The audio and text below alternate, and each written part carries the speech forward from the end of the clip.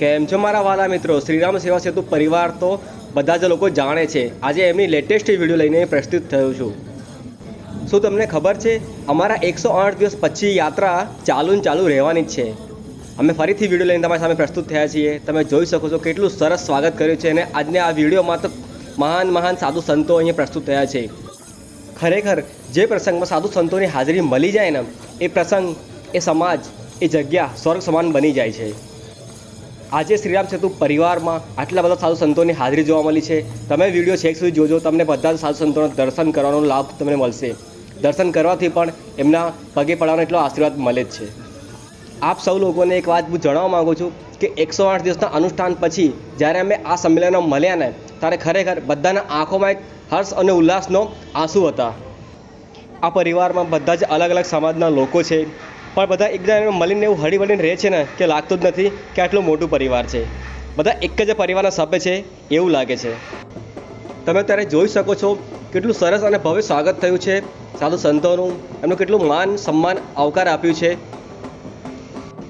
આજની અમારી લોકેશન હતી વંદેમાતરમ ટાઉનશીપ ગોતા. ખરેખર જે પ્રસંગમાં સાધુ સંતોની હાજરી મળી જાય ને એ સ્વર્ગ સમાન બની જાય છે. કેટલું ભવ્ય વાતાવરણ છે. બધા જ લોકો કેટલા હર્ષોલ્લાસથી જોઈ રહ્યા છે, એમને સ્વાગત કરી રહ્યા છે. આપ સૌને આ વાતથી તો ખબર જ હશે કે શ્રીરામ સેવા સેતુ પરિવાર એવો પરિવાર છે ને કે જે લોકોના ઘરમાં જઈને હનુમાન ચાલીસા, બજરંગ બાણ, હનુમાન અષ્ટકનું પાઠનું ધ્યાન કરાવે છે, રામ ભક્તિનું મન જગાડે છે. આ વિડીયોમાં તમે જોઈ શકો છો કે લોકો કેટલા હર્ષોલ્લાસથી મહારાજજીનું ભવ્ય સ્વાગત કરી રહ્યા છે. આજના ટાઈમમાં તો પોતાના છોકરાને મા બાપ પાસે બેસવાનો પણ સમય નથી, પણ અહીંયા લોકો આ પરિવારમાં લોકો જોડાય છે અને પ્રભુ પ્રત્યે પોતાની શ્રદ્ધા વ્યક્ત કરે છે. આજે આ પરિવારમાં એક મોટો પ્રસંગ થવાનો છે. શ્રી રામાપીરની અમૃતવાણી સાંભળવાનો લાભ સૌ કોઈને મળવાનું છે. એમે લાઈવ પ્રસ્તુત તો કર્યું જ છે, પણ આ વિડીયોમાં પણ તમને બતાવવા માગું છું.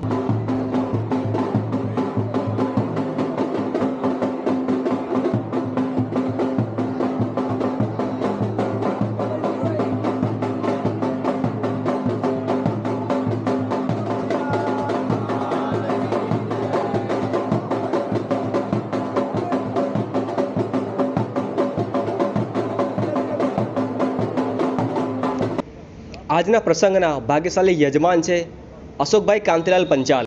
તમે જોઈ શકો છો કેવી રીતે મહારાજના ચરણોમાં વંદન કરીને પોતાનો ભાવ પ્રગટ કરી રહ્યા છે. સાધુ સંતોનું કેટલું સરસ સન્માન કર્યું છે એમને, કેટલું સારું પુણ્યનું કામ કરી રહ્યા છે.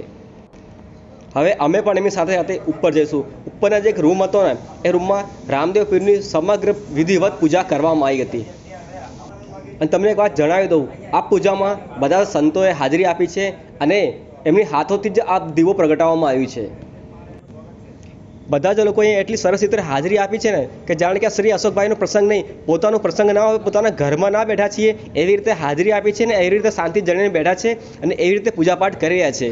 બધાને આ પૂજાનો અવસર મળે છે અને બધાને આરતી કરવાનો પણ અવસર મળી રહ્યો છે. જો તમને આ વિડીયો ગમ્યું હોય ને તો વિડીયોને લાઇક કરજો અને ચેનલને સબસ્ક્રાઈબ કરજો. અમારી સાથે બન્યા જ રહેજો.